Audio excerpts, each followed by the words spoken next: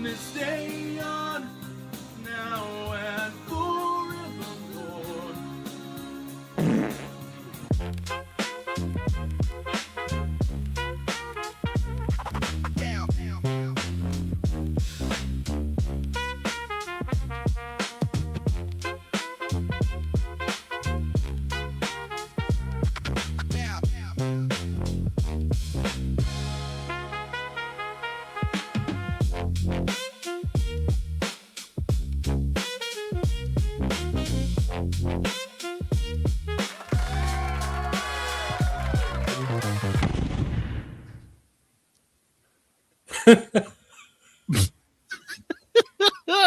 Oh no, it's all dark. There you are. Hey, welcome everyone to the Elusive Exclusive Book Society. We have a bunch of special guests, a special book, a special evening. But before we do anything, before we say anything, introduce anybody, talk about the book, talk about the author. Before we actually do anything, let's sit down and have some blackberry wine, because apparently you can't do anything or say anything if you're not holding blackberry wine. So cheers. I enjoy some blackberry wine. I'm glad you brought it up. That's not good at all. I like blackberries. All right. Take So, away, Nick. So hello, everyone. Welcome to the Elusive Exclusive Book Society. And we got our special guests here. We got Alex from the Bookubus. Hello. Thank you The for most inviting senior. me. Oh, yeah. The most senior of YouTubers around. You've been around for how long? 10 years? Too many years to remember. Quite honestly, too long. Yeah, that's good. It goes back a ways. You're very knowledgeable. And that's why we had you on this horror episode, because we're talking horror. And you know who else knows horror? That man right there, Will Errickson. Hey guys, from Hell. thanks for having me. He's been on the channel before. We did the live chat. That was fun. That was fun. That was fun. So, hello. How's everyone doing? How everyone doing out there in the chat? The live chat? There we go. Look at that. You guys are famous. To be fair, Chris is starstruck by a lot of people. So Hey, man, why you got to demean our guests? I'll still take it. yeah. All right. Well, there's a lot of comments. Well, we're just going to say hello, everyone. Chris, you're the only special one in the comments. There, we'll put Jeff up. There's Jeff. Hey, Jeff. Sweaty Jeff in the house. That's what we call him too. Behind his back, just Sweaty Jeff. He calls himself Sweaty Jeff. They're mostly just talking about Canadian wildfires. Mm. Do you guys want to talk about that, or do you want to talk about this book? Oh my gosh, spoiled for choice here. What book are we talking about, Nick? Oh, the book that we're talking about is The Spirit Stalker. Oh, look, you guys got nice physical copies. I had Nice. By Nina Romberg. And this was available on the archive website, which Will and Alex, you both read it as well as Tim. Yes. Yep. Digitally. That's pretty cool that it was available for free. Yeah. That Yeah, was it was great. all I was willing to put into this. And do you still feel ripped off a bit? Maybe a little. Well, you know what was It had funny its though? moments. You know what was funny though? The version they have on Internet Archives, there were quite a few pages where like the text is like slightly clipped by the side of the screen. Mhm. I was afraid for a second, like a couple of those chapters. I was like, okay, we're gonna get to the point where we're gonna lose like an entire word of that side of the page. Thankfully, it never got that bad, but it was making me nervous the whole time. Same. Yeah. There was one page for me that just would not load at all, Oh, no matter great. how many times I tried kind of scrolling back and forth. And after a minute, I was like, I think I'm going to be okay.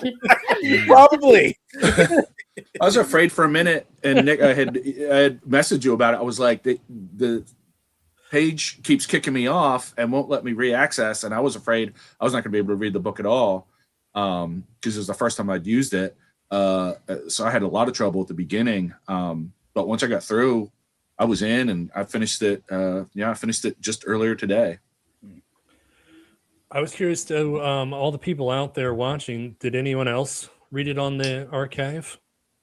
Just wonder, did somebody order it? We know some people ordered it because it as soon as you announced it, it disappeared from the internet. So we know some people picked it up.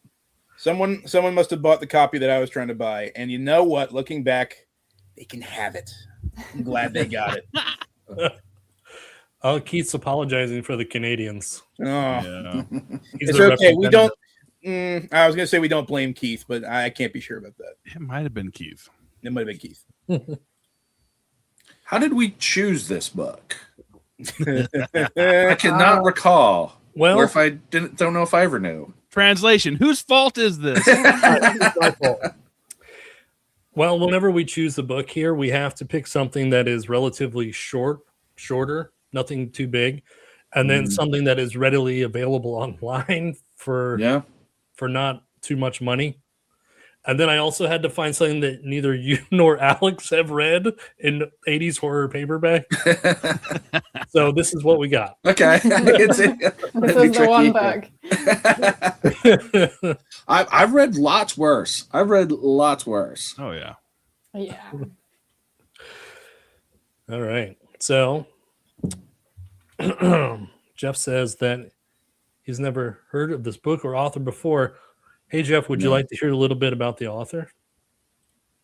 What about you guys? I think Nick knows a little bit about the author that he's just dying to share with us. I do. All right. Her name she's still alive. Her name is Nina Romberg, and she's most well known as an author of romance novels under the pseudonym Jane Archer.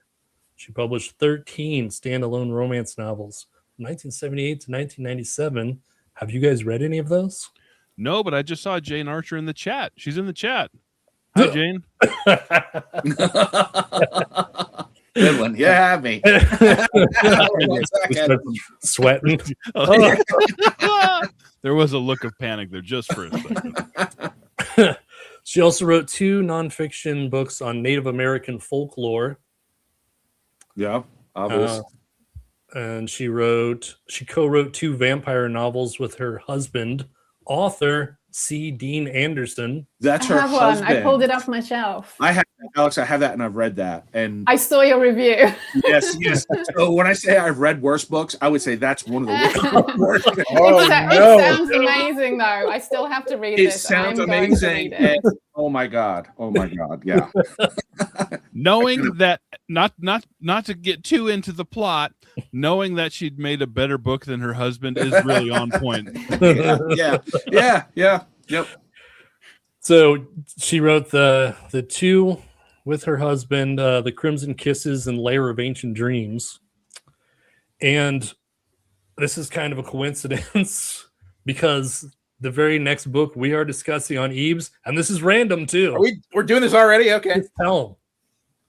The next book we're discussing is Warrior Witch of Hell by Ozza Drake, who is a pen name for C. Dean Anderson. So, yeah. Isn't that wild? Just random. It's Mary. I picked this one before Nick landed on Spirit Stalker. Yeah. That's crazy. Do you guys know that book, Warrior Witch of Hell? I've seen that cover when I reviewed his book, the Raw Pain. Matt, what is it? It's a ripoff of Raw Rex. Yeah. That's and when I reviewed it on my blog a few years ago, I did a deep dive into that author and found his books like that cover art. But I didn't know they were married. This is the first I did read that they wrote stuff together, but I didn't realize they were married. So, but yeah, I've seen that book cover before. Apparently, the black metal band Bathory wrote a song about that series, the Hell series. Wow, man, I love it. So we better live up to pretty it. sick. Yeah. So if anybody wants to read it, you have 30 seconds before this disappears from the internet right now. Oh, I just looked it up, Jake. It's already gone. All right, and then Nina also wrote 2 solo pinned horror books. This one here, The Spirit Stalker from 1989, and there's a sequel, There is? Shadow Walkers from 1993. Oh, it's a sequel, huh? Okay. Both have Miriam in it, and I'm Okay. guessing blackberry wine. That makes too much sense. Nina was born in 1945 and is still alive. So let's be critical but not cruel. Right. Okay, kids? I make no promises, Nick. Well, one thing I read about her, it said she did graphic design. And when I'm reading the book, the way she drilled down on the details of the main character's art career, where she was illustrating, things for catalogs, and the way she's talking about the different pens and stuff like that. And I'm like, this is what this woman did. You could just tell this writer didn't research this because the character has this job. I was like, this author is just doing an autobiography because it's easier than doing research on, right? Yeah, and her and C. Dean lived in Dallas. Okay. All right. See all the comments I missed while I was talking. This is the hardest part right here, is when you're talking and it's going. Okay. And people are like waiting for you to go. You're like, hold on. Yeah, not so easy, is it, Nick? No, it's not. I mean, to be fair, this is also on the Internet Archive. So if you really have a hard time finding it, you can read it for free. You deserve $2. Please. See, this is what happens. These books become rare, and they're not even necessarily that good. And then people will, unfortunately, pay big money for them, and then go, "Well, it was hardly wasn't even worth half or worth 20 or whatever." And I'm like, it's the scarcity is the only the only factor. Has not one thing to do with the quality or lack thereof of the writing or the narrative or the story or anything. And I've said this on my blog, I've said this in Facebook posts and stuff, and I really want to get that out there. Just because a book is $200, all it means is that it's rare and people want it. It doesn't at all mean it's any good. It could be good, but that's not a factor in why the prices skyrocket. Mm-hmm. Absolutely. All right, so I'm going to go over the summary just of the book in general, and then we'll go through piece by piece. And if anyone is new here, this is all spoiler. This is a book club chat. We're going to talk about the whole thing in detail. Yeah. We're going to spoil it for the world. So the summary is the book starts, the mysterious stranger wearing a big black coat in the middle of a Texas summer. He's been killing women and throwing them in a sludgy oil pit. And it's alluded that the man is possessed by an ancient woman-hating evil entity called the Spirit Stalker. Mm-hmm. And then our protagonist is Sunny Hansen. She's a woman in her late 20s, early 30s. I didn't write it down. Do you guys know? I just guessed. It's implied that she's in her early 20s because they say that when she got married to her abusive husband, she was like 18 or something. So yeah. Early to mid 20s. Yeah. So she's living in a small town in East Texas, hiding out from her physically and mentally abusive husband, Dan. And she hangs out with a 70-year-old native woman who loves blackberry wine named Miriam. She meets a good old boy, Texas ex-football star by the name of Billy Joe, whom she starts dating, sort of. And then Sunny must overcome the PTSD of her former marriage and connect with her past lives to do battle with this ancient evil with the help of her new friends. That's a great synopsis. It really is. It's so succinct, and that's a problem with horror paperbacks. Is that decades went on after King was all the bloat and stuffing in these books. This book, you could have taken 50 pages out of this book and had a book like from the 70s where they're 200 pages, you're in and out. But that's something that, people wanted big, thick horror novels in the 80s, in the later 80s.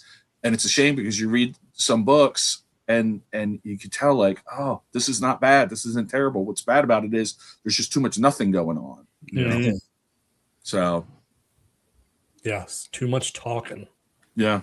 You must have hated all the scenes with the food, with the ice cream and the hamburgers and the dry corn dogs and the buttery the buttery popcorn. Yeah. They were so excited about this popcorn. Popcorn. Milkshakes and chocolate sundaes after Yes. the milkshakes. Yes. They got Texas right. Yeah, that's awesome. Yeah. Yeah. Thanks, Steve. Yeah.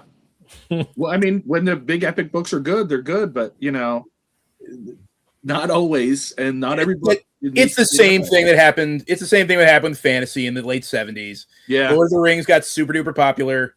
Everyone was writing 800-page fantasy novels. Yeah, and not all of them are fantastic. So Thomas the Covenant and the Terry Brooks and all those. Sure.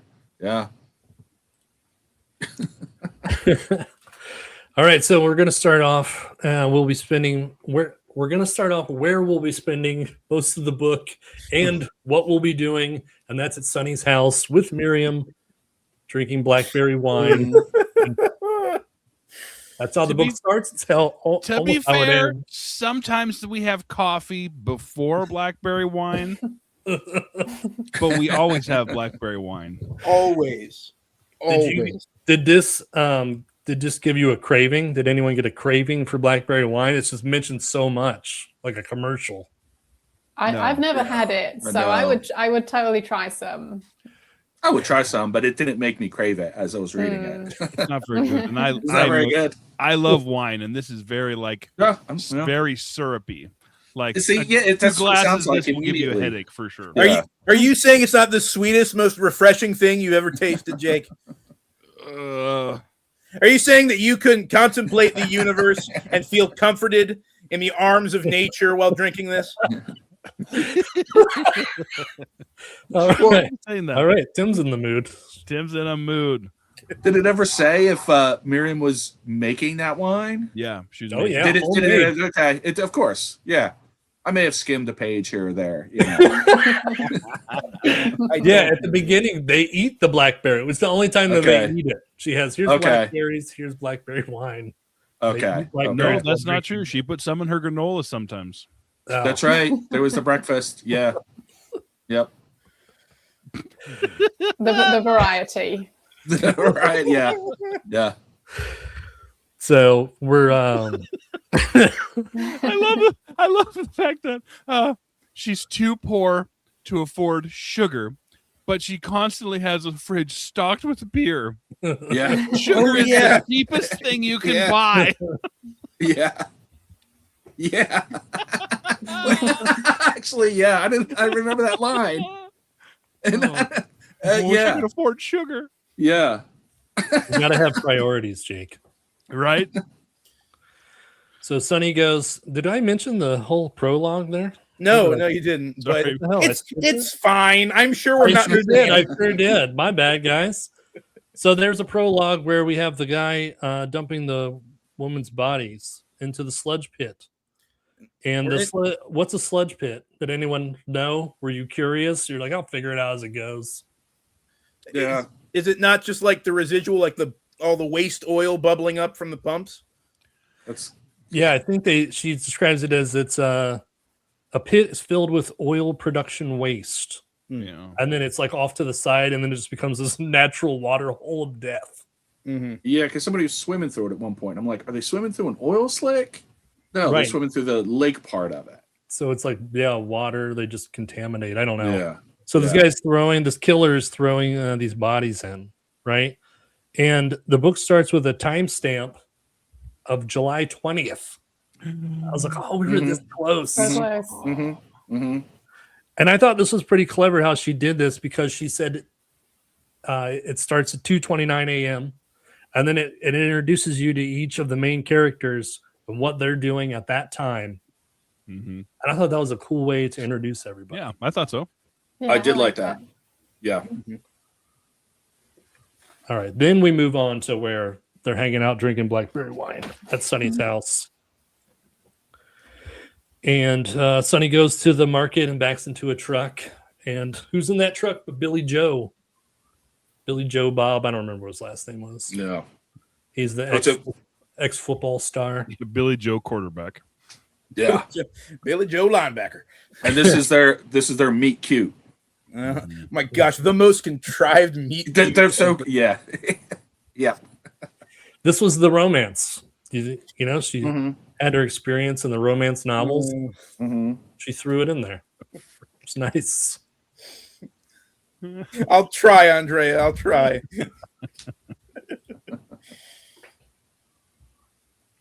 I don't know what that means. Occasionally decline. Vocationally, yeah. No one was working. Oh yeah. Well, no, Sunny is working. She works from home, so but struggling, really struggling. Yeah. She can't afford sugar, so how hard, you know? Yeah. Yeah.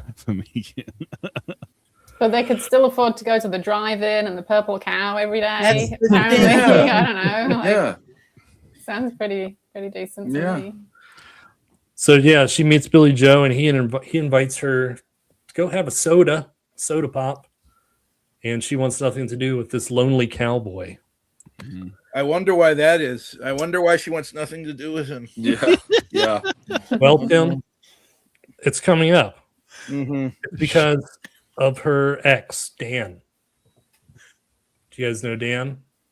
Oh, do I Yeah. remember Dan? Oh my goodness.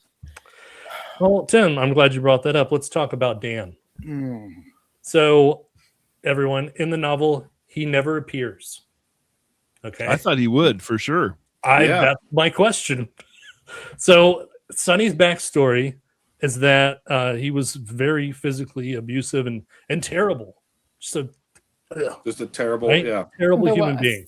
Yes. So, it's a really proper setup to have her like hiding out in this place where she doesn't know anyone and she doesn't trust anyone, and then she's a witness, but she can't come forward because she's afraid to be found out. And I was like, that's clever too. Like, I'm like, Real motivation. That's- yeah, Yeah. it was good. It was great. And that was my question. The Jay already answered. Did you guys think that Dan was going to show up? Yeah. I think so, yeah. I thought that we were going to get like a prologue at the very end, not to skip over too much. Thought we were going to get to a prologue at the very end where they resolve that whole story arc.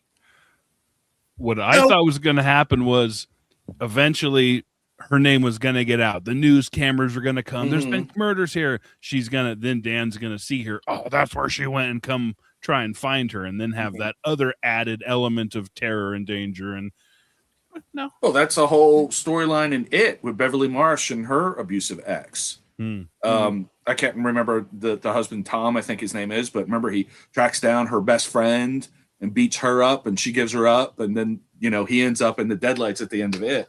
And that was, you introduce it, you got to bring it around and tie it up at the end, but then that's not what happened here.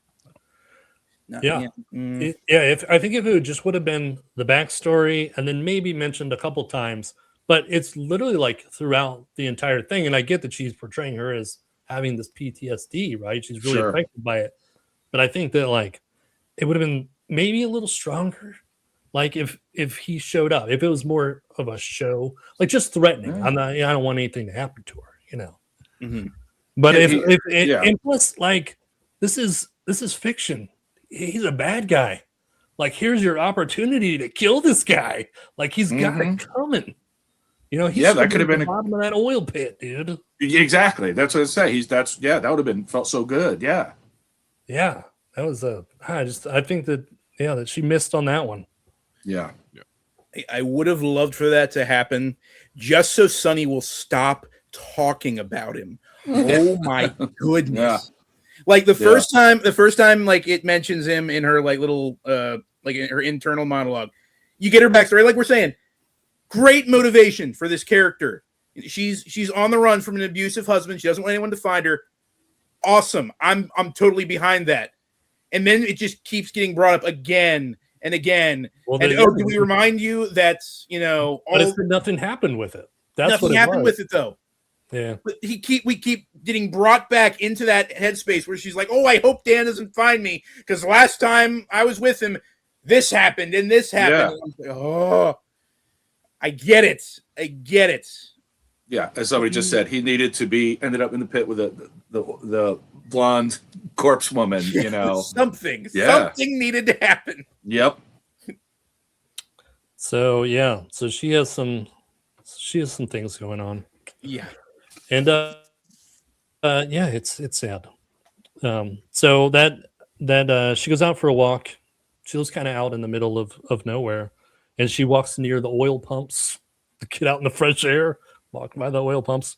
And as she's walking by, she thinks she sees a face in the sludge in the water, sludgy water, and she's like, nah. Goes home, but she lays there and can't stop thinking about it. So in the middle of the night, she gets up there and goes back. And while she's like standing there looking into it, she starts to slide in because it's a sludgy mud pit. And then she just like slides in, like her legs go in, and then the body comes up, and like the body's like floating above her legs as she's going in. Mm-hmm. Great. I'm still like, this is all right. This is all right. It was a cool scene, cool imagery. It reminded me a little bit of Michael McDowell, Coleman Over Babylon, things like that. So I was like, awesome. Okay, cool. Or the end of Poltergeist or something, And I'm like, okay, we're getting somewhere. So then she freaks out and she starts running back through the woods, and she hears the car coming, and she realizes that they're coming towards her, towards the sludge pit. And then she watches this guy get out of the car. She's like making up excuses, like maybe someone was tired, they needed a break, and they're gonna sleep here by the oil pump. And then he sees the man take the woman out, a blonde woman, throw her over his shoulder, and then he throws her into the pit. And then she waits for him to leave, and she runs over there and gets the woman out and gives her mouth to mouth. She tries to save her life. Mm-hmm. But then, no, it doesn't work, and she shoves her back in the sludge pit. And then she goes home. And she's has this inner turmoil to not call the cops. And like I said, that was the backstory set. That was good. Because now she's like stuck in this scenario where what does she do? Yeah. Still good. What did you guys think at this point? Yeah, I was intrigued. I thought it was a good setup, and I was curious to see where it was going to go. And I thought the sludge pit was, had some promise, some interesting kind of promise there. Yeah. Yeah. And I thought even just like on a prose level, was perfectly good. The sort of tone and the sort of rhythm that she had. I don't know if rhythm's the right word. Was readable. You kept wanting to go, okay, what's next? And you all know that a lot of horror paperbacks do not have that. They're over here, they're here, they're, slow down and whatever. And I thought this was like, I was just setting it up, this is setting up nicely. The prose was pretty decent, So yeah, I was into it at this early stage. Yeah. Did you think that this was going to be a supernatural horror book? Or were you like, how is this going to wrap around here? To how the cover sells it, it looks supernatural. They even say it on the cover, I think.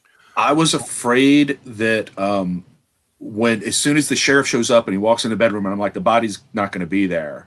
He's like, hey, what is this? And I'm like, is this just like a locked room mystery? That was when I started to get worried. I was like, is this just like a mystery gussied up like a horror novel, like a Scooby-Doo, where it's like it's all rational in the end?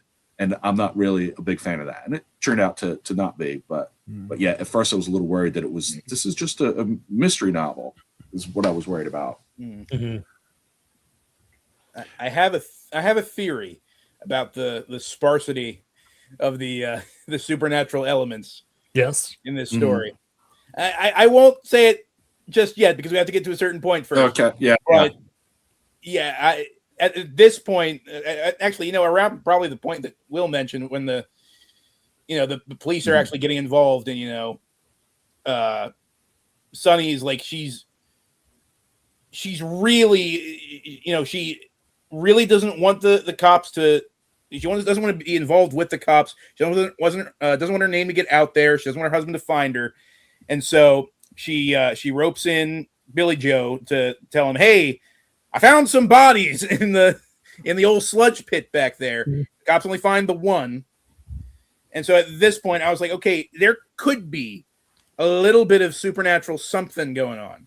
Mm-hmm. But at this point, I'm like, "This is going to be just a straight up like mystery thriller kind of story." Okay, and that was fine. Yeah. But then the rest of the story happens, and we have our long drawn out conversations over blackberry wine, and so. But at that point, though, I was still on board. I'll say that. Yeah. What about you, Jake? Did you even read it, or? Of course, I read it. I started it last night and finished it last night because this reads stupid fast. Yeah, the prose I thought was. I didn't think it was great. Just because her style is, she's not a mixture of show don't tell. She is just tell. That's true. You don't have to have your brain on even a little bit when reading this book. It's all spoon fed to you very slowly. And so I was into it though. Like, and I probably have a little different. I know I have a different opinion than Tim in regard to this book. I don't hate it like he does. But no, I thought it was fine. I haven't really said that yet. Have I said that on this stream yet? Not yet. But yeah, I went into this thinking this would be the worst thing I've ever read, and probably up until this point, I'm just like, dude, I'm into this. This is pretty cool. This is pretty interesting. Maybe it's because I've been to these actual locations that they're talking about. I've driven through there. Even this year, I drove through there with my family, so I know like the topography, these old small towns and stuff, and so I don't know, it was fun. Have you had a milkshake from the Purple Cow? No, but I'm gonna find it. Well, the only way I know about East Texas Nagadoches and stuff is from Joe Lansdale. That's his. That's where he's from and stuff. So I had seen the stuff in his stories. Otherwise, I wouldn't know anything about that region.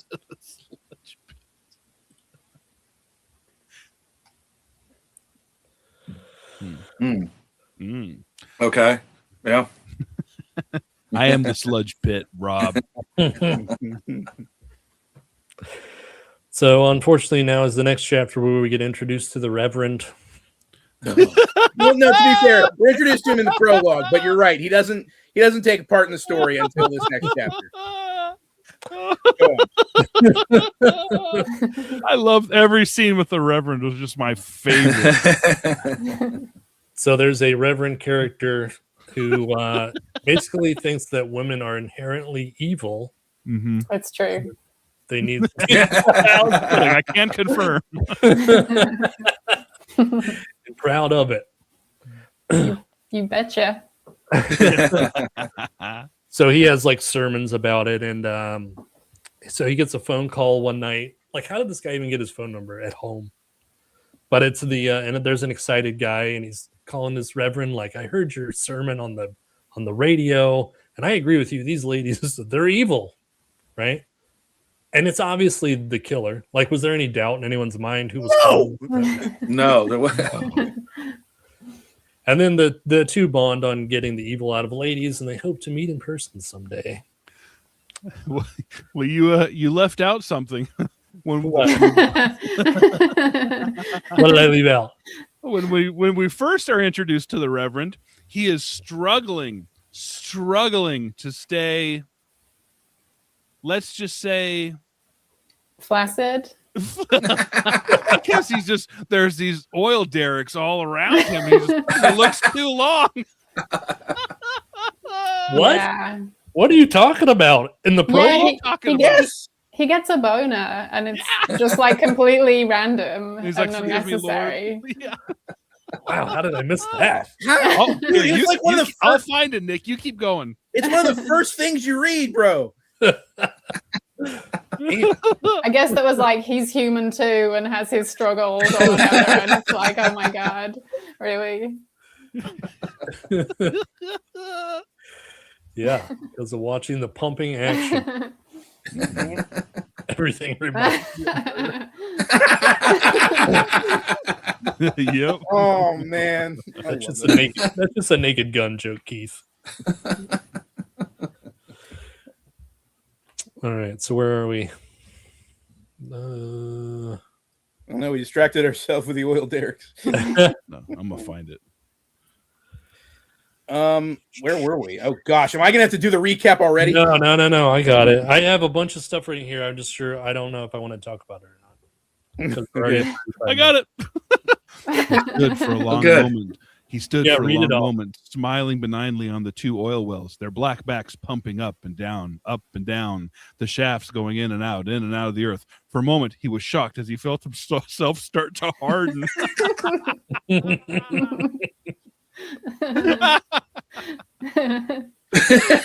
know what? He's an older guy. Good for him. I don't think he's that old. No? I mean, considering, well, whatever. We'll get to it later. Okay. So, Rob,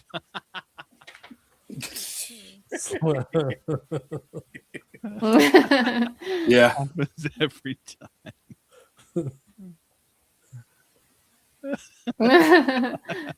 I'm glad I could make that happen.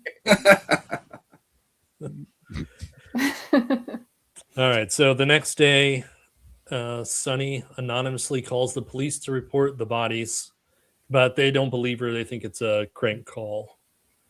So then Miriam takes Sunny to Billy Joe's house to see if he'll help, because apparently they're friends. And he's immediately smitten on Sunny and agrees to tell the cops that he found the bodies. Yep. And then we get to meet the Sheriff Barker and Deputy Price, which are These guys. Yeah.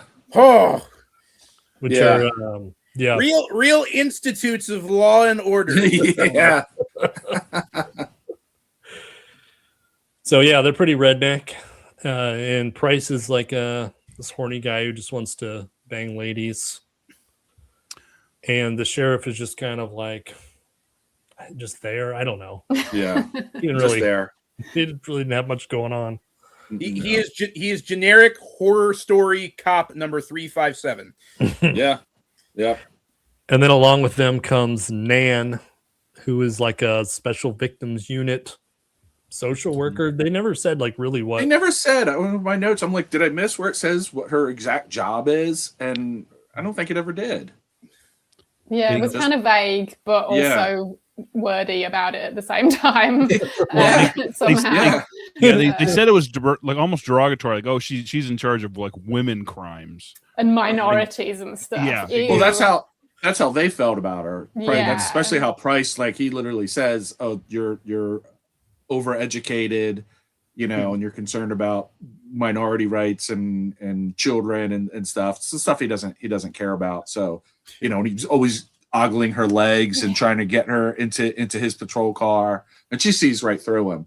So I definitely felt like, I don't know if that was quite a stand-in for the author, but it definitely felt like at that time, before I learned that the author had done graphic design, I was like, oh, I wonder if she was, in that field, of like advocating for women, for abused women or something, because that had some detail, I guess, even though we didn't know exactly what her position was. Her concern felt real.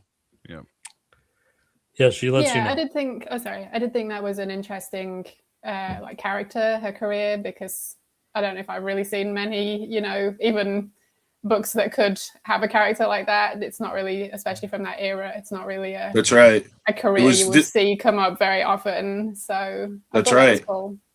I think that stuff hits a lot harder now.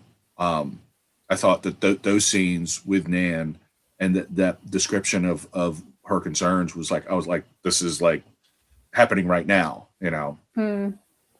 Yeah, exactly. I think the whole, domestic abuse content of the book seemed like a rarity for the era to really be discussing that topic. And it didn't seem exploitative.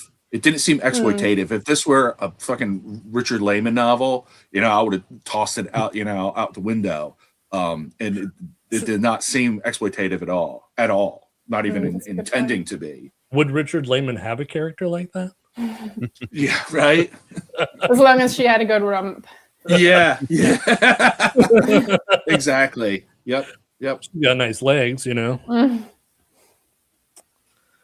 So then we have so what I thought was weird is we have the Reverend, who's this very hardline dude, and then Nan, who's very serious, particular, also kind of hardline. And then over time, both of them will do and say things that aren't in line with how the character is set up. Like she softens them as they go, but she does it without anything making them change.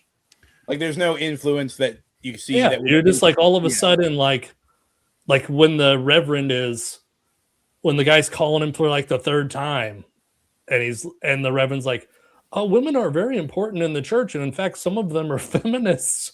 And like you're like, "What? Whereas like whereas like 3 chapters ago, he was literally saying, "Oh, well, women are the source of all sin in the world." So yeah.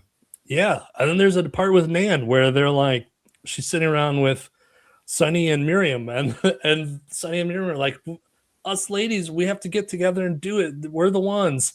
And then Nan is like, "Well, the sheriff is doing like everything he can," which he isn't, by the way. Yeah. What's happening here? So I just thought that was kind of weird, though. Like the characters just kind of drift. Yeah, very much so. Yeah, they quickly become almost a sisterhood or something, and they're doing sleepovers and Yeah. All right, so where are we at? We're so they drag the pit and they only find one body, which is cool. Where's the other body? What? Which is cool. Yeah.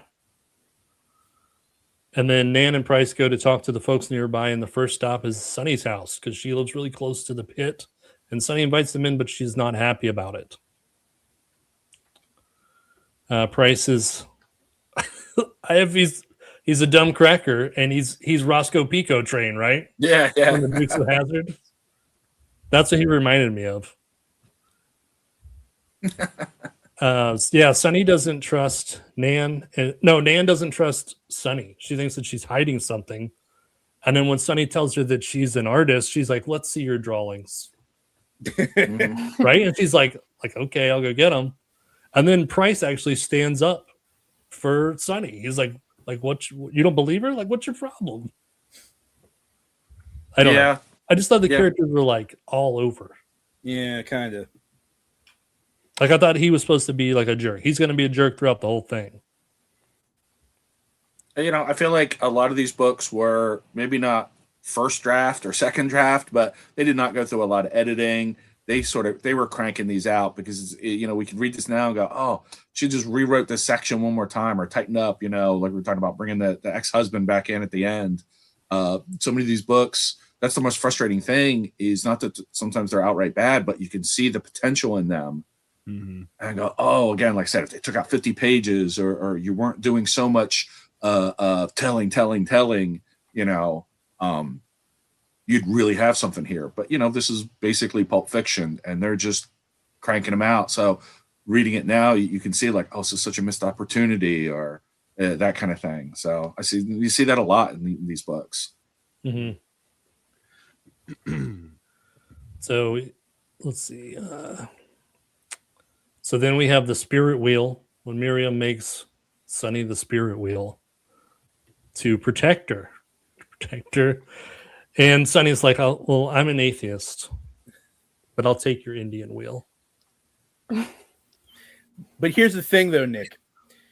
Does Miriam actually explain to Sunny what the spirit wheel does?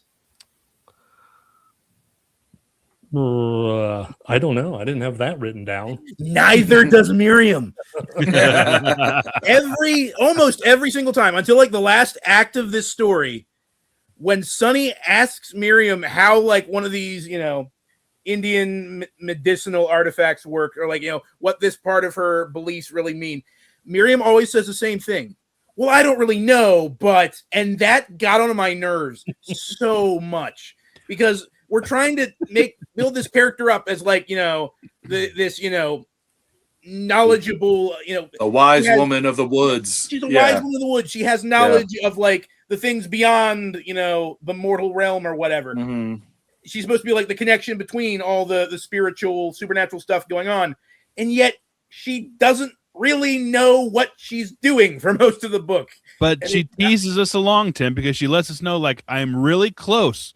I'm just letting you know, I'm really close to remembering the entirety of the legend. I will let us know when it's time for the plot to happen. Yeah. Yeah, it was frustrating. So yeah, we got the spirit wheel, and Miriam is basically trying to talk Sunny into believing that there's this evil force coming for them around, and that this killer isn't just a human being. Mm-hmm. And she also tries to talk Nan into it, and Nan is having none of it. Yeah. Until she does. Well, yeah. I mean, does she? I guess once she carries around the little magic pouches. I don't believe in that. Let me see that magic pouch. Well, just in case. Just in case. Just in case, I suppose. I guess I'll carry this vial of holy water just in case. Also, blackberry wine is freaking gross. So then we have the Striper scene. Yeah. Every time the Reverend was on the page, I was dying laughing. Yeah. Striper scene. Tim, Tim was really excited about the Striper scene. So the killer keeps calling the Reverend throughout the entire book, and every time he hangs up the phone, it goes to his point of view where he's like, driving either away or towards the scene of his crime. And at one point, he's in the car that he's stolen, listening to the radio, and of course, he's listening to Christian radio because he's a good homicidal Christian boy. Yeah. Right. And and he had it makes us very aware that he cannot stand dirtiness. He wants everything to be clean, to be pure, and that's why he's killing these women, because women are dirty and evil, and they make things dirty and evil, and so he needs to clean the world of women. And so he's listening to the Christian radio station, and all of a sudden, out of nowhere, they play a song by 1980s glam rock sensation Striper, and he immediately turns it off because no, we will not have rock and roll on our Christian music station. Rock and roll is of the devil. And this was the one part in the entire book where I was guffawing with laughter because I love Striper. But have you seen Striper? It live? Unfortunately, no. I've seen Striper live. Have you? Did they hit you in the face with the Bible? No, those guys are so old and fried. They're not even singing. There's a group of guys behind the stage that are actually hitting all the notes because those guys are just baked to oblivion. Oh man. Wah, wah. So yeah, he's really upset by this Striper, and he pulls over to the gas station and he calls the Reverend, and he basically like asks him about Striper. He's like, do you think it's okay for Christian heavy metal? That's the devil's music. And the Reverend's kind of like, I mean, it's Christian. He's like, I'd prefer no, but this was a real debate. We've got to get 80s. to the youth somehow. Yeah, right. Yeah. And the thing was, in that moment, I'm like, holy crap, I've had this exact conversation with my grandfather. This is weird. Yeah, but it's an artifact of the 80s. Yeah. It really is. So I thought it was interesting that there were a couple that there were these kinds of references to contemporary culture, pop culture at that time.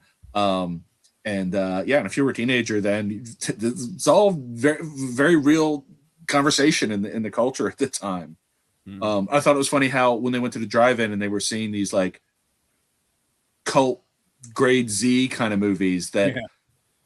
They went to see Return of the Killer Tomatoes, So there was a real one, and then a couple of the other ones that were mentioned. I was like, I don't think these are real, but whatever. I just thought that was, just some fun in there. But yeah, the Striper thing, that was that was unexpected. It was cool. I was surprised by it. Sort of. Tim ruined the surprise, but I'm sorry. I was so excited. It's like, oh man, this book is really bringing me down. But oh my gosh, Striper reference. So while he's making the call, he looks back and he's surprised to see the car, and he's like, "Oh, that's my car. That's really nice." Anyone know what that's about? No, because they never really explained No. this. Like, is he like some? So, yeah. Eventually, it's revealed that yes, he was possessed by this thing called the Spirit Stalker, which like kills women so it can gain power and take over the world. I don't know, like, but we don't know who this guy is. We're never really given like a good picture of who he is, where he came from. No, we're not. He's just we know he's a fanatical Christian. We know that he wants to kill women because they're dirty, and he's homeless, and he ends up living in this rundown old house. That's it. But why is he confused about the car? I don't know. Is it implying that like the Spirit Stalker took hold of him and he like lost his memory, and during that time he stole a car? I don't know. Because he took the car. I think it's implied that he's hitchhiking. Is He's it? just because he's like, these women are picking him up. Oh, okay. That's how I read it, at least. I don't They know. didn't- I they guess didn't make it one clear. of my biggest qualms with this book is that she could have set up the supernatural like so much earlier and like done all of these things to where You mean not right here? Yes. 200 pages in. So was this like kind of a setup of the supernatural that he's really not in control? Because if it is, it's like Maybe. you're- Probably just bad writing. That's what I'm gonna say. It's better, but it's also, again, I've seen this many times before. Writers writing horror because that's what sells. They don't have any understanding of horror. They don't understand what we say now, the tropes. They don't understand how you pay out, information. And so she's thinking it's going to be this big reveal that it's supernatural, but it's like we're reading a horror novel. You don't need to hide that from us. So I think this is maybe somebody who hasn't read a lot of horror, and is, if they're writing in a totally different genre, and then it's like, here, you can make some extra bucks if you write in horror too. And man, you can tell, as many books as we've all read, it's like you can tell when somebody's heart is in it or not. There were parts in the book where I felt like the author's heart was in it, the indigenous stuff, the Caddo legend and things. So like this is all, she's written books on that, but the other stuff, like what we're talking about, this is a person who doesn't really know horror. Yeah, it kind of felt like she feels like I got to sneak the horror elements in almost. Right. Yeah. And which is odd because it's marketed as a horror novel and everything. So why be coy about it? And I've seen this in other books too. So yeah. Did anyone notice any parallels to Twin Peaks? That's Not your really. area of expertise, man. Not really. There's an evil entity that's like of the earth, of the realms, and it inhabits Owl. The owl, right? Yeah. It inhabits men's bodies because it specifically wants to harm women. That's just like in Twin Peaks, right? Yeah, that's a good point. Let's see. I have other things because I was like, I got to the end and I was like, huh, like that was Twin Peaks-ish. Yeah, the women, the Native American lore, and the owl. And then anytime, even though we're not there yet in the conversation, anytime that there's horror, it was really surreal. Like it almost was like a dreamlike. Because when it all right, so we'll get to it. So she's laying in bed after her date with BJ, Billy Joe. I have BJ in my notes because I got sick of writing it down. I was like, That's what's how her I name? put it. Yeah, Billy BJ. Yeah. Bob? I was like, whatever. So I was like, just BJ. Nice. So they go out on this date because people in town will talk. So they have to be seen together so they can discuss the bodies. Which makes no sense. So they have this nice date out, and that's where they eat the wonderful chili dogs and popcorn and stuff at the drive-in. And I actually didn't mind that part. A little romance part. I thought it was very sweet. It was cute, especially because she was like, so hurt and stuff, and he was just so like this big old good old boy. But he's like, Well, that's the thing. He's like the only male character. He's very cool and chill. Yeah, he was cool. I wasn't telling you to chill. I was saying he was chill. No. I'm saying like he's the only male character who isn't introduced as like a major douchebag. So, yeah. I think the only three characters in here that like are kind of perfect are the Sunny, Miriam, and Billy Joe. Because the rest of them, like I said, they kind of like waver in and out. Oh, you mean in like characterization, like they're actually solidly characterized. Yeah, I would agree with that. Yeah. So yeah, they have their date. He drops her off, and he's worried about her. She's like, "No, I'll be fine. I'll lock the door." And she goes inside and goes to bed with all the windows open. Genius. And she wakes up in the middle of the night, and there is a dead woman lying next to her. And that part was so good, right? That was great. But did anyone else just assume that it was in her head? Because this whole book has been talking and in your head. So I was just like, I glossed over it, like, yeah, okay. There's a body on the bed, yeah, right. And then they got to the next part, and I was like, oh, that was real. And I went back and read it again. I was so excited. It is happening. Well, here's the thing, and this is where I gotta interject my theory about the blackberry wine. So we get this scene where Sunny wakes up in the middle of the night with a body in her bed. And you're right, Nick. Every time horror elements are injected into the story, it's very surreal, and it's like, is this really happening or not? And so when the body shows up in her bed, and she starts calling Billy Joe on the phone, "You got to get over here. The dead woman is in my bed."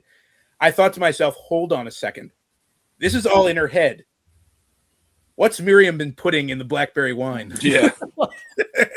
You think? And then, but then they come over to her house, and they also see the dead body. And I was like, oh, well, there goes that theory. And then I thought, wait a second.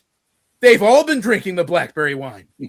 Every single one of them. There's been a scene where every single one of them have drunk the blackberry wine. And then the police come over. The police don't see the body. The police have not drunk the blackberry wine, Nick. But didn't Nan have some blackberry wine? Because they call Nan. She comes over. They don't call the cops. They call Nan first. Okay. Yeah, okay. And I knew the body was going to disappear when they're like, "Nan, do you want to see the body?" I don't need to see the dead body. Let's just have some coffee and sit down and talk. And she hadn't had enough blackberry wine. Later. Yeah, I'll check it later. Maybe we'll see. So they call the sheriff and they show up, and no body. What did you guys think happened? What did you think happened to the body? You think it was a dream? I mean, all three of them imagined it. That's a ghost. I thought maybe the killer had put it in there and then taken it away, but why? Yeah. That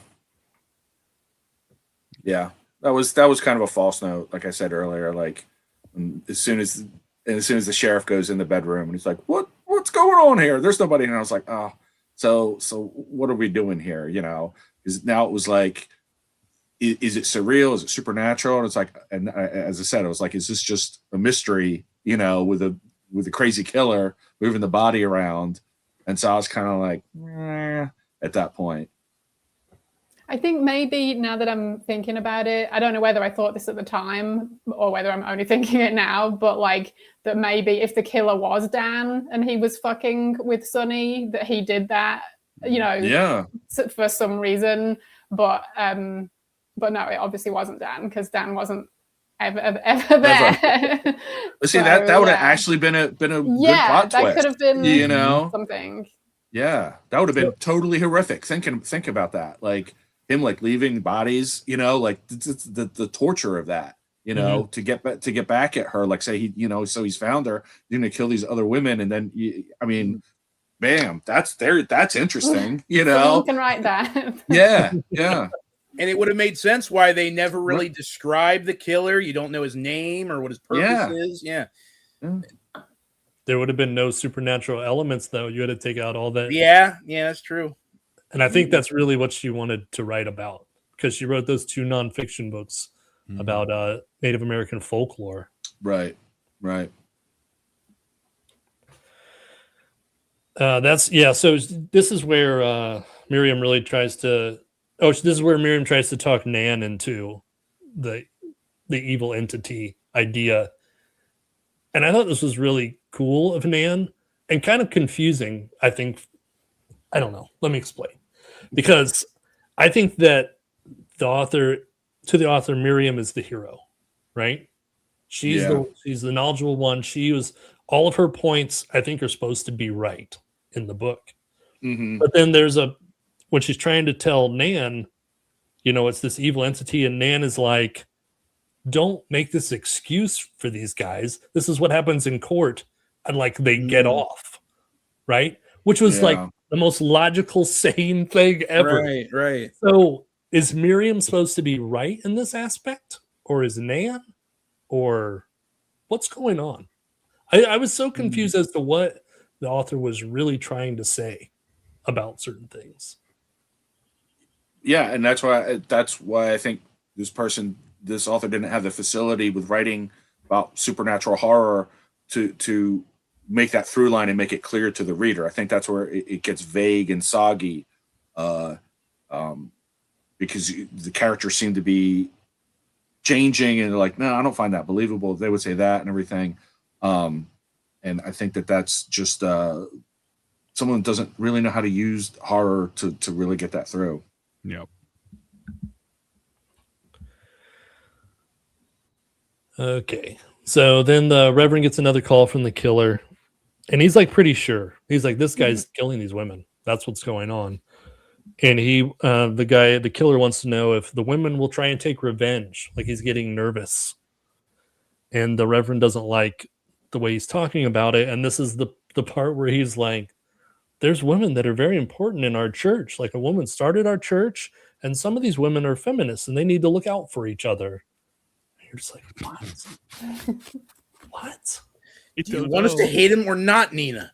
This guy's literally preaching over the radio that all women need to be subjugated, and now he's like, good ones. Feminists in the church.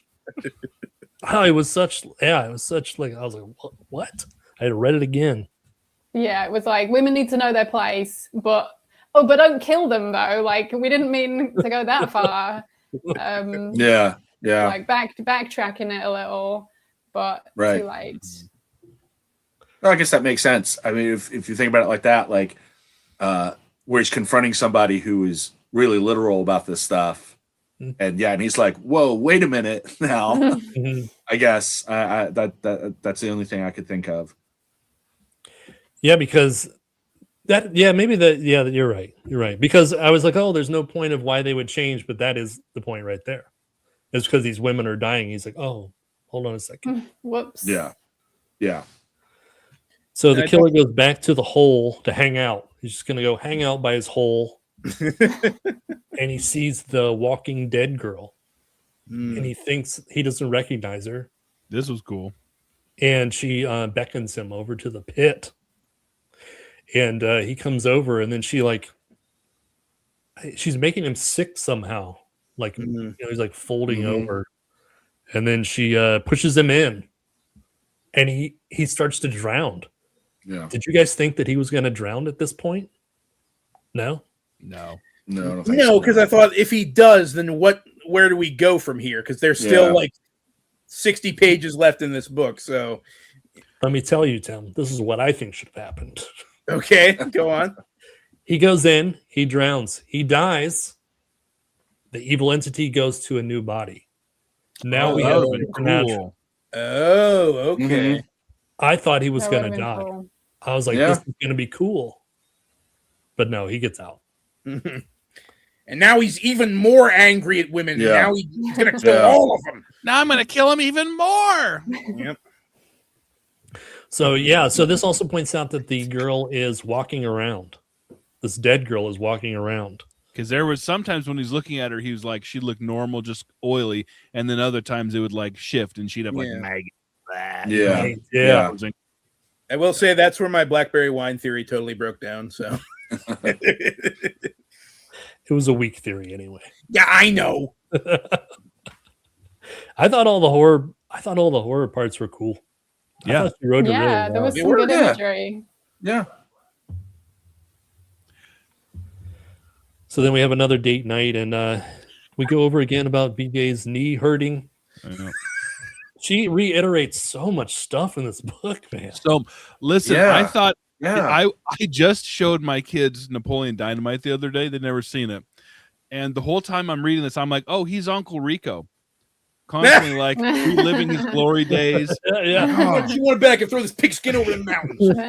I would have made state. I'd have been a star, just stuck in his high school football days. Yeah. Fun fact: Uncle Rico was the werewolf in the Monster Squad. Yes. Yep. Oh. That actor. He was also, wasn't he one of the vampires in Fright Night 2? Oh, I don't know, but I hope I've so. never seen Fright Night 2. Fright Night 2, I think, is better than Fright Night. No kidding, because I I said love it. the original Fright Night. Wow. Okay. It's really fun. It's really fun. Okay. It is more exciting. But yeah, I think he's I forget his scene, but he's one of the main bad vampires. Oh, cool. I'll Not have one of the to- good vampires. Is he I'll wearing have the to V-neck? rewatch. And then we have the Price brings his kids over to get the drawings done, and he goes out and looks for the pit, and he sees the killer at the pit. He just sees, he randomly runs into the kill. Yeah. And This what does he might have do? been the most pointless scene in the book. I'm being honest. He says freeze. The guy starts running, and he starts shooting at him. He doesn't know who this guy is. Yeah, he did. I was like just sort of going, and I'm like, wait, he's shooting at him? Well, he's just so geared up. He's like, I'm gonna catch this guy. Yeah. When I catch this guy, all the women in town are gonna love me. Yeah. Now, to back up for a second, that scene where she's with the kids, Price's kids, the way he talks to them, I'm like, this guy is just like an authoritarian creep. She's like, will the kids sit still long enough so I can sketch them? He's like, they will if I tell them to. And I was like, and I just thought, I was like, this is good characterization for even just, this pulpy, this kind of book. I was like, nope, that's what a guy like that would say. I found that very believable, that just that little scene. I was like, yep, that tracks. Yep, he's a douchebag. He does race back after he realizes the killer's in the area. Yeah. He's worried about his kid. Yeah. So he picks them up and takes the kids to the Purple Cow to get milkshakes. To the Purple Cow. Because as we know, the Shut up Purple about Cow ice cream. is the greatest thing that's ever existed in the United States of America. There you go. That's the food talk right there.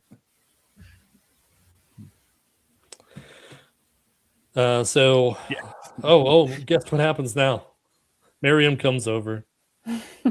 Does she now? And we drink some blackberry wine. I feel like you're doing a good job, Nick, but I feel like we're missing blackberry wine sessions in between all these things. Well, it's every other scene. Like we're mentioning the important stuff. The blackberry wine sessions happen in between all the important stuff. There was like more blackberry wine in this book than there is like bourbon and scotch in a hard-boiled detective novel. Yeah. If you guys had to guess, it was how like many enough. scenes, how many scenes were they pouring or drinking wine? Oh Guess. gosh. At least a dozen. It just wouldn't stop, and it I think it's really more was than that. Yeah. And it was just rubbing. It was just this odd note, and it didn't seem to be integrated into the story. It was just this odd note on top of everything, and it took you out. I feel like that's part of the reason why I came up with my stupid theory, because I'm like, there's got to be a reason why she keeps bringing up blackberry wine. Oh yeah, right. Yeah. It ain't no dandelion wine. I like that. Yeah. My- You're right. You're right. My theory is that she was drinking blackberry wine while she was writing it. Maybe. She's just She tanked. just like, needs this some is kind of dialogue Yeah. tag or something. Hey, sipping blackberry wine. There we go. Yeah. Yeah. She. Yep. I bet it's Yep. more like 25 times. I think so. I would say something like that. Blackberry 25, wine 30. is wine for people who don't like wine. It's gross. Yeah. How much did you pay for that bottle, Jake? I don't know, $10 or $11 or something. I mean, that's probably why. But that's middle range. Yeah. Like it wasn't the cheapest one there. Okay. I don't know why I don't know anything about alcohol. Ignore me. Done. Yeah, you think blackberry wine makes you see dead bodies? So we have some blackberry wine, and Miriam stays the night. And then this is when we get the speech about Vision Quest. She tells that Sunny she needs to go on her vision quest and basically find your power animal. Yep. And then Sunny dreams of Dan, but then the dead woman shows up, but she has an owl face. So the owl is Sunny's spirit animal. Yep. That was cool. It was cool. Owls are cool. Although there's a part where it says, and I forget which scene it is. It may not be in a different part of the book where it talks about the owl takes off and it's very noisy. Its wings are flapping, and like I've seen owls fly in my backyard, and like they make no sound. They're legitimately silent. Yeah. It's weird to watch this creature. One flew over my head one night, and it was weird to see something moving, and you couldn't hear it. It was like negative space. It was less than no sound. Yep. And they're famous for that. The owls are famous for being silent because they hunt at night, and and it was really cool. And so that was when the line was like, the owl noisily flapped its wings as it flew off. And I'm like, no, it didn't. That's not. Oh, there's a lot of things that were just facts that are like Facts. Like at one point Nan is talking about because her Don't sister start that again. Don't start that again. Because her I was loving sister this place. her sisters are her sister was killed by a man, of course. And so when she's kind of going off about that, they're like, don't you think it's weird that there's no word? We have a word for man haters or for woman haters. We don't have a word for man haters. And I'm like, right. Yes, we do. Yeah. We got it way back in the Greek. Like this. Yeah. Just because you didn't know it. I think that was Jake. I think that was the exact point where I texted the group chat and said, "Guys, please make it stop."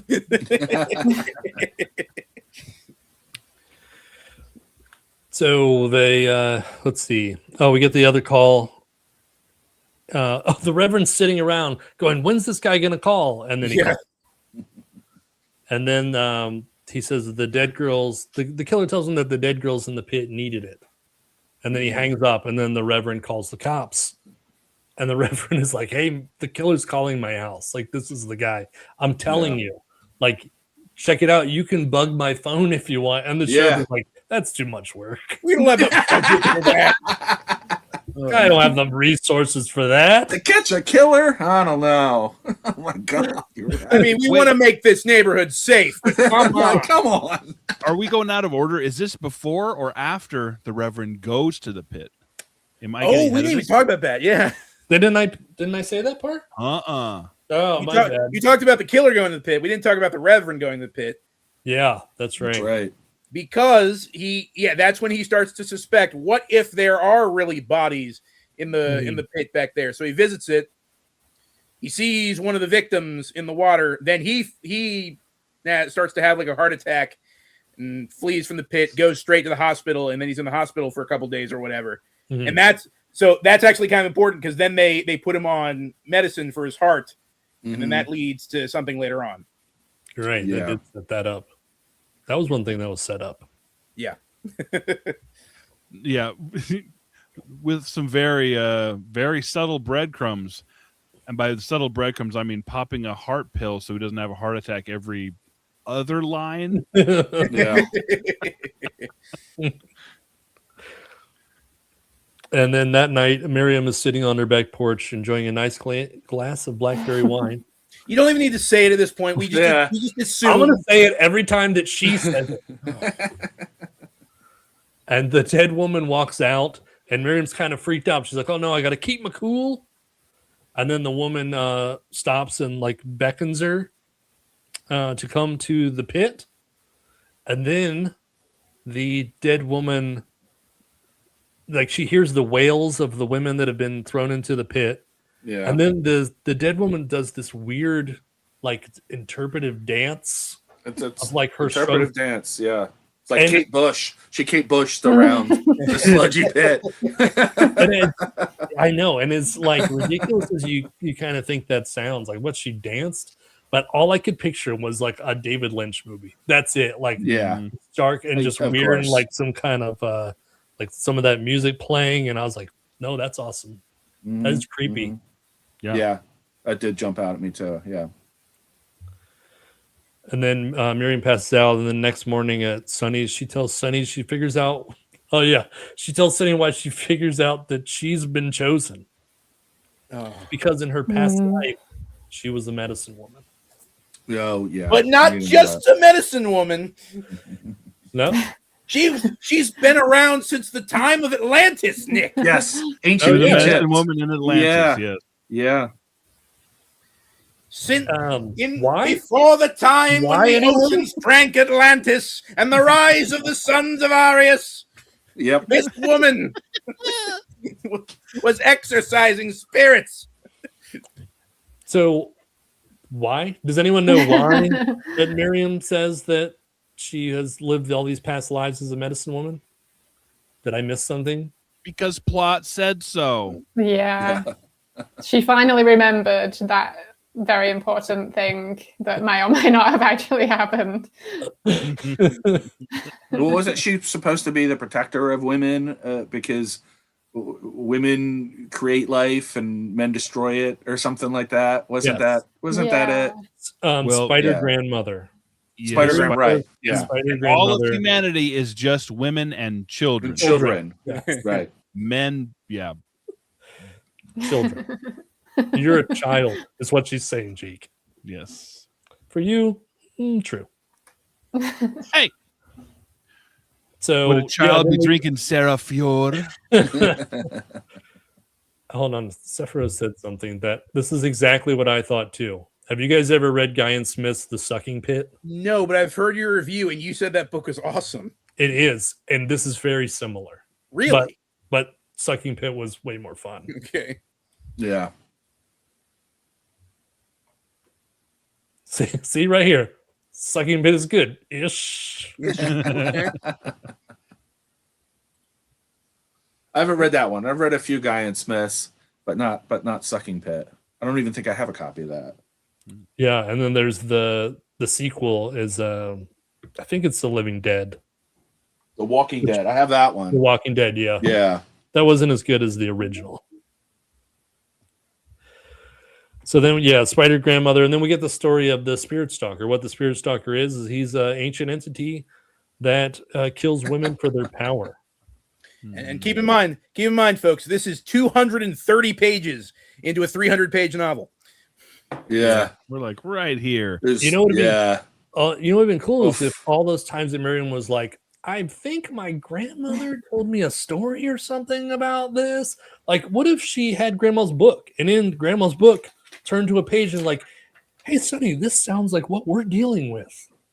Yeah, I Or- was like, as much as I hate the let's go to the library and do some research, like that could have happened. I love a Yeah. good trip, a research trip in a horror novel. You need for the Or a horror supernatural, movie. you I need love that that. exposition. It's always Yeah. going to be clunky, no matter what you do. Yeah. But it's essential. I think. love it. I love But it. they could have done it like she could have made it so that she remembered bits and pieces, and so it like cumulatively builds on itself and adds pace instead of I don't remember, I don't know, I don't remember, I don't know, and at the very end, okay, I remember I don't everything. remember. Yeah. That You're would have made you're me the like, chosen one. That would have made me like Miriam's character so much more, because then she would be this expert who knows what she's talking about and everyone's just ignoring her. Whereas in the actual book, she doesn't know what she's talking about. She has a hunch. She remembers something that her grandmother told her a long time ago. I can't put my finger on what it is. I'm sure I'll remember. And so it's like, it's not used to build up suspense. It's like you were talking about, like it could have been, but it's just there.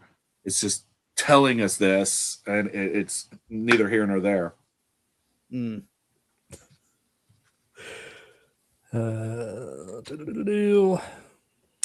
Okay, this is where the Reverend goes to the house that the lady left him, right? So this was interesting. The whole book, they've been talking about how there was this woman who died and left the Reverend money, and that's how he got his church started.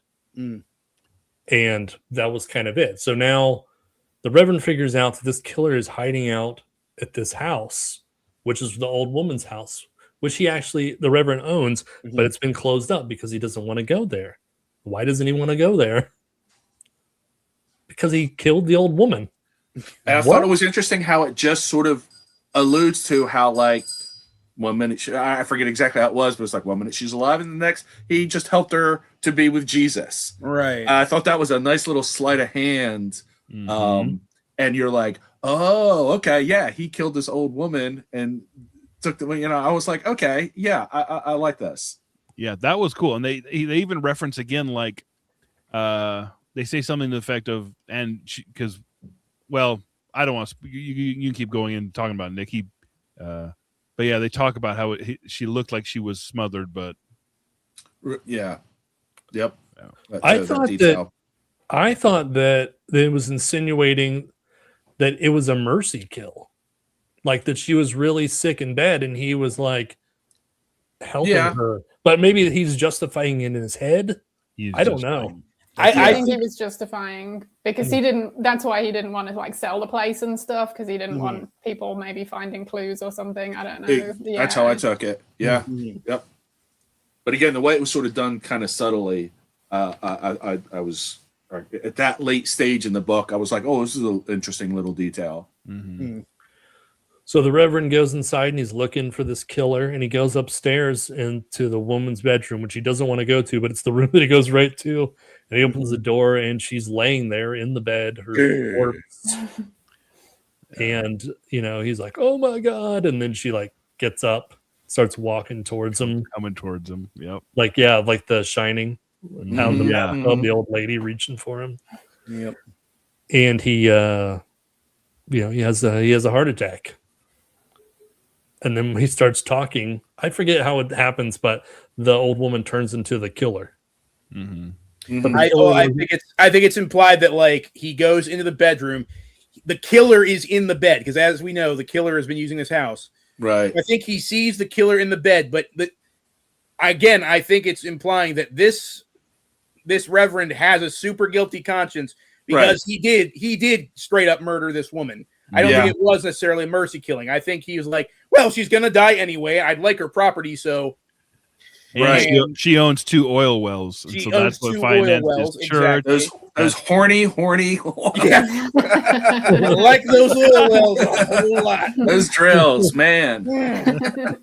So, yeah, he's got this guilty conscience. And so I think when he goes in looking for the killer, that's in the forefront of his brain. Yeah. This is the place where I killed this woman. And so when he sees someone in the bed, he's not seeing the killer. He's not seeing who it really is. He's seeing that dead woman that he smothered in her bed all those years ago coming after him. And it's only then where, he's passed out on the floor, groping for his medication, having a heart attack. And then it, flash back to reality. It's the killer. And now he's leaning over a dead Reverend. So. Yeah. Interesting. Yes, Chris. It is an interestingly complicated dumb book. Yeah. No, that's how I took it. You're right. Yeah. And I like that. But the way it wasn't just hammered at the reader. Yeah. Yep. So this really upsets the killer. Those damn women. Yep. They killed his Reverend. Now it's war. So Price, the cop, is supposed to be watching the the pit. He's been assigned to keep an eye on the pit, which they should have been doing in the first place, guys. How many bodies had to be thrown into this thing before they're like, maybe we should keep an eye on this? Rob, you need to clean it up down there in the chat.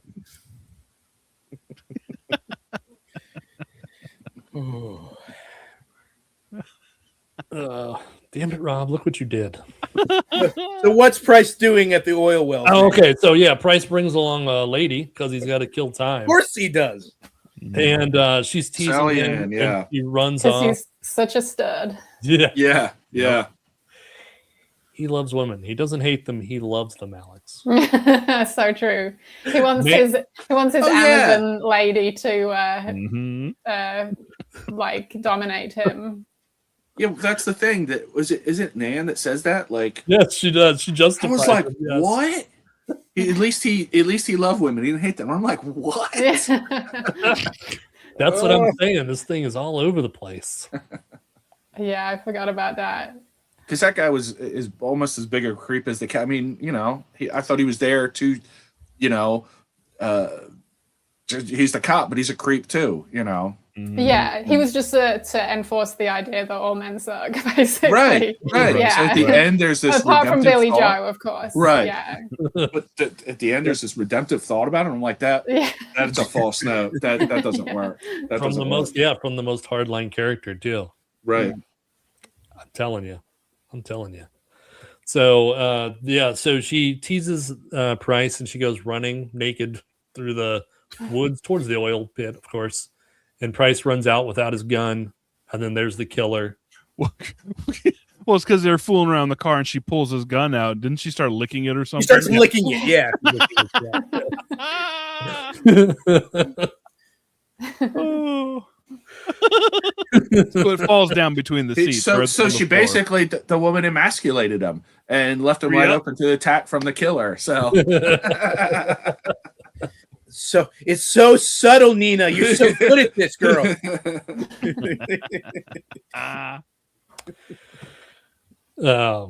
So yeah, there's the killer, and then he kills Price, and then starts to kill the woman. But then we flip over to Nan and Sheriff, who are at the house, and they find the Reverend dead, and they're like, "Oh no, we need to get to the pit." And there they find that the killer's still choking the woman. And Nan goes to call for help while the sheriff goes to stop the killer. But the killer's too fast. And here's the first hint of supernatural. Right? For real. So he's got super speed and he knocks the gun out of the sheriff's hand. He breaks his arm. And then they wrestle and killer slashes his stomach, but he's still alive. And then we flip over to Sunny with Billy Joe and Miriam, and then they do their thing. I kind of was like, I'm done. So I'm not as in detail here. I got mumbo jumbo, Miriam, Sunny ends like they fight her versus the killer.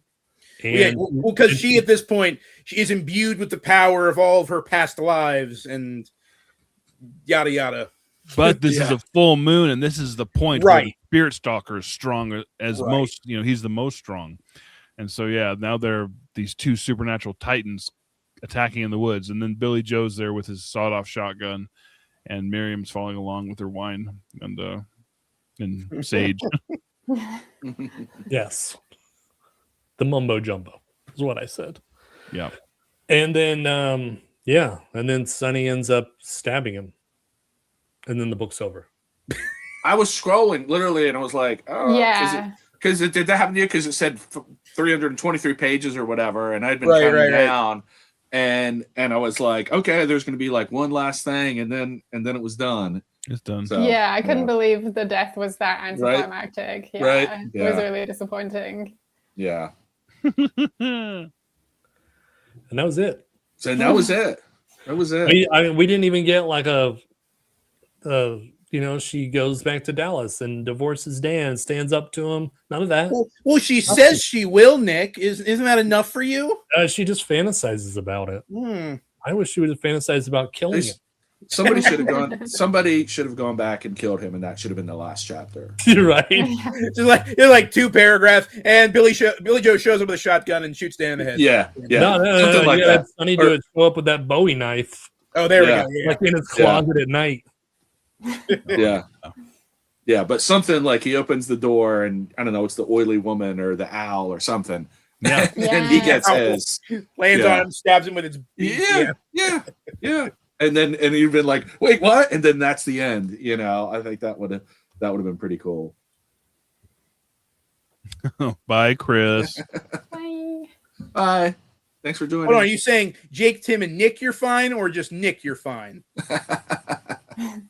Just Nick. Is he insulting all 3 EEBS or just the host? I think all 3 of them. Dang. That checks out. I want to know if Nan's contact in New York accepts. Right. Yeah. That's right. We didn't really get into the portfolios. Yeah. Or she was just stringing her along. Yep. Oh my god. Keith, how much is $14 Canadian? What are you doing? Don't do that. Don't do that, Keith. You keep that. Will we have final thoughts on this? I mean, like I said, I've read way worse books, but I can't say that this was like a must read or was really very good or anything. Yeah, I think I gave it 3 stars out of 5. Like, I thought it had some interesting ideas, some interesting visuals. I did think there was some good horror imagery in there. Yeah. And I think the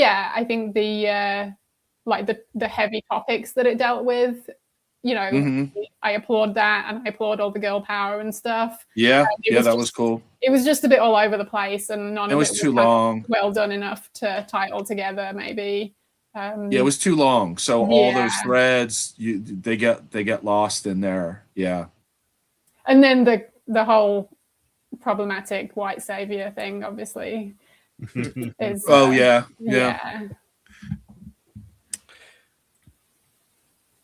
Whatever. I feel you. So, Tim, what are your thoughts? Oh, I'm gonna be honest. I'll go way more in. I don't know. I don't even know if I want to do like a review of this book. I'm gonna be honest. I hated this thing. As far as the books we reviewed on EEBS so far, this is sitting like just a hair above the Reassembled Man for me. Dude, Reassembled Man was way better than this. Was it though? No. It's just, if I'm serious, if I had to have one more conversation about why men suck paired with blackberry wine, I was gonna tear something in half. It just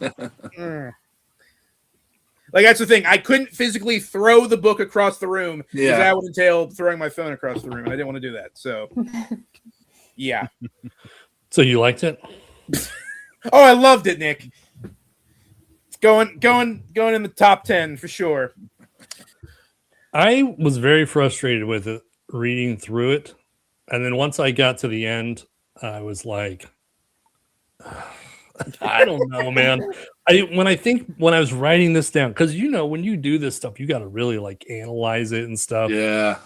And when I was just reading it as I was reading it like you would anybody, like a reader, it was like annoying.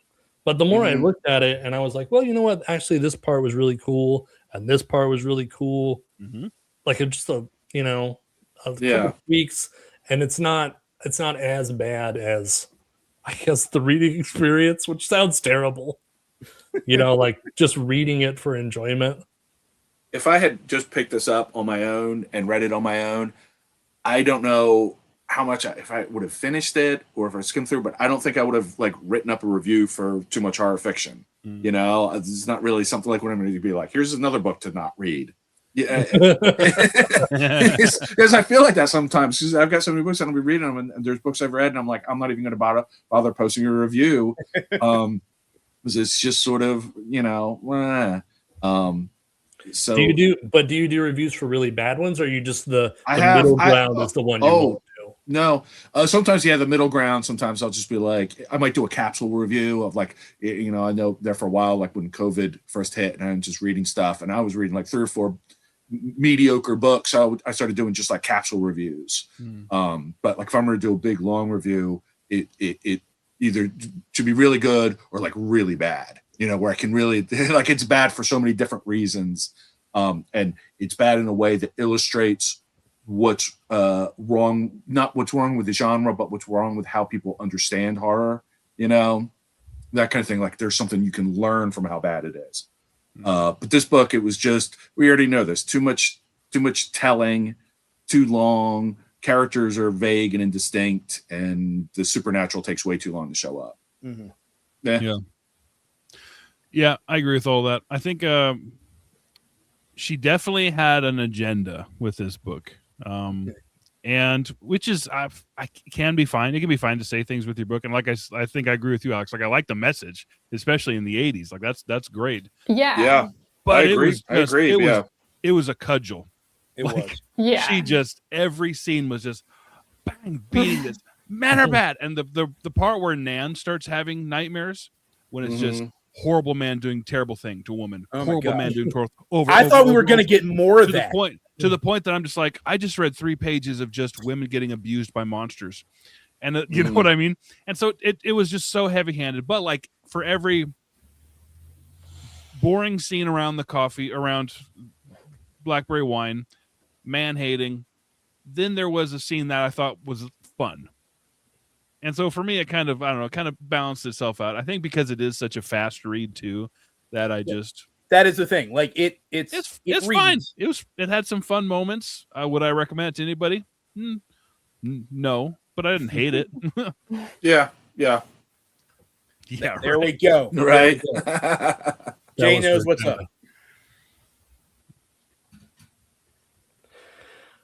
Okay. Are you guys? I think we chewed this one up. Well, that's cool. Well, I mean, what else you guys got going on? Alex, what are you doing? What do you got going on next? Oh, wow. What am I doing? Surprise. If anyone... I do want to read Raw Pain Max at some point and see if I think it's as terrible as Will did. Yeah, I would love to. Yeah, read it. I want to see what you think. Yeah, cool. I'll get to it soon. But yeah, I'm in the thick of Jallow July right now. So I'm actually reading that Nio Marsh book that you just recently read, Nick, the Death and Ecstasy. I'm about halfway through, and yeah, it's pretty fun. It's just a kind of classic murder mystery kind of thing, very dialogue heavy. But yeah, it's good. And then just watching lots of Jallo films, and then what else? I don't know. Oh, actually, I'm going to be filming a book haul tomorrow. I just remembered I've got this big stack of books like right here, just out of the frame. So that's my imminent future. That's good. I really have been enjoying when you do the author spotlights. Oh, thank you. Yeah, thank you. Yeah, I need to. I don't have one for this month. Spoiler. So maybe I can get that back on track next month. We'll see. It's a lot of work. Yeah, I don't think people realize how much work it is to look all that stuff up and write it all out. Oh yeah. Yeah. Yeah, it's not just looking at Wikipedia. It's it's hours and hours. Even just adding in pictures into a video takes flipping forever. Yeah. So yeah. Oh. Hey, MJ. Thank you. We love you too. That would have been a real 80s throwback, Bartles and James. Wow. Sephiroth wants to know if you still write, Alex. Not nearly as much as I would like. In fact, barely at all. There's just never enough time. Working full time, doing other things, and then writing is kind of one of those things that I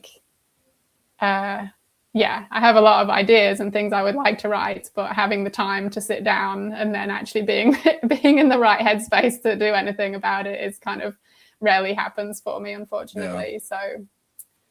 So yeah, you'll just have to read my ghost dogging story again. What was that in? Which one was that in? I think that was in Garbology, the Garb August anthology. There's been two of those, right? Was it in the first one? I think it was I think it was the first one. I don't know if it's even still available anymore. Probably not. These things are just fly by night, and if you don't get it, you miss it. But anyway, I don't think you're missing out, at least as far as my story is concerned. So, oh my God. That's awesome. What about you? Well, what do you got going on, man? We have Valancourt still has one more, the last Paperback from Hell reprint, which I will be doing the intro for. The Happy Man by Eric C. Higgs. So that deadline is like whenever, and then the other publisher I've been doing intros for is Fathom Press. And I just turned in my intro for Joyride by Stephen Cry, which will be reprinted, is coming maybe next month or something. I think they've already done pre-orders. And that book, which is basically like slasher in novel form. The original paperback is super rare.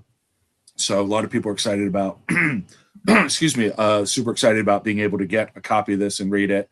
And that is a pretty cool, fun book. So Fathom Press is, the editor sent me a nice list, and I sent him a list of stuff to look into. But he sent me a nice list of some stuff he's looking to get published. Different books from what Valancourt has done.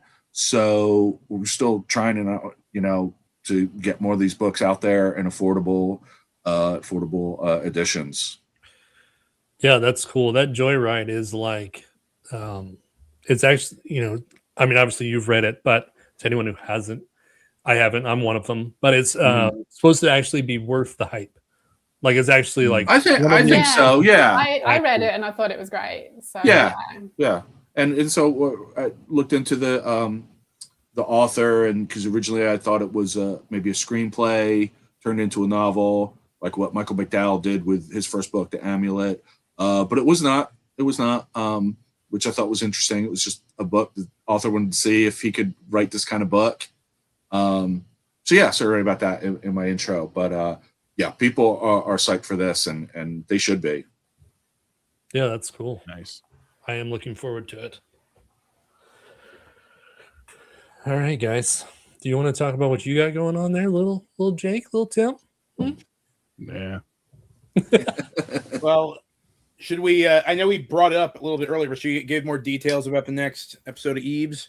Yeah, sure.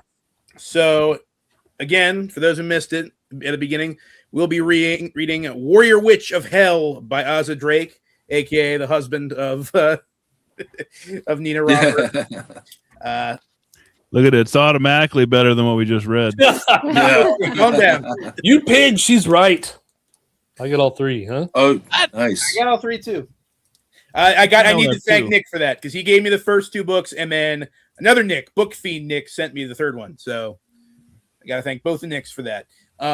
Yes, we will be reading that one. That stream will be on my channel. That's going to be on August 22nd at 7 p.m. Eastern Standard Time. And we have a very, very special guest joining us. I don't know if you guys know about this dude. Brian from Bad Taste Books. I'm not sure what to think about this guy, but he's joining us. It should be an interesting conversation. Honestly, I just wanted to have a nice, easy pick where I could be like, "Hey, can we just have a bunch of my friends reading a book that doesn't, I don't know, absolutely destroy my brain?" And you don't know that. It might be terrible. It might be bad. It might be, considering that it's by the husband of the author that destroyed my brain with this book. But it's. I mean, we just talked about it. This inspired a Bathory song, so it can't be that bad, right? Right? Well, Bathory is in the other book here, the Raw Pain Max. Oh no! And I don't know how he messed that up. Well, that's what we're gonna be doing. Sacred Fire Books, August 22nd, Brian's going to be on the show. Well, you made a big mistake, Tim. You should have picked a book that was, inspired Stryper to write a song. Oh, there we go. The anti-warrior witch of hell. That's got to exist somewhere. You have to look that up now. But afterwards, well, I just started this morning, but I'm currently reading the novelization of The Sword and the Sorcerer, 1982. Because after this book, I was like, I need to do something cheesy and action-packed and brow-beatingly, chest-beatingly masculine. So, yeah, it's goofy. It's just like the movie so far. We'll see if it turns out being any good. But yeah, that's what I'm reading right now. Cool. Jake, anything?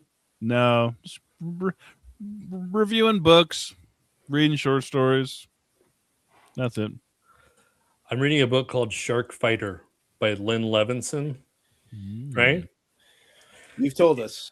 And it is very jealous. This guy who kills sharks for a living to sell them to the restaurants, but he loves killing sharks. It's like he just does it for fun, right?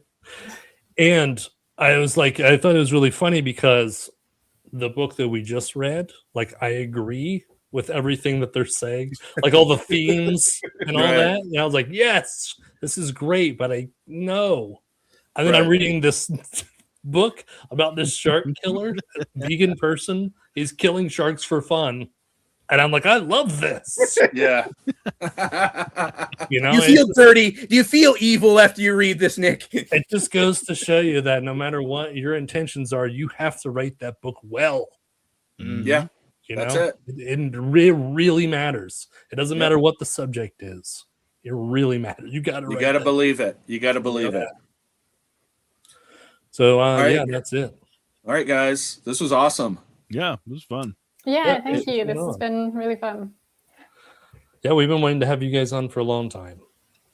Oh, I'll do it again, but just please, God, can we let's just something with some real, really enjoy. We want monsters and blood and guts and come on, this had 3 pages of horror. What are you talking about? All right, I'm going to turn it off. Thanks, guys, for watching. All right, have Thanks, a great chat. night. All right, bye, guys. Take care.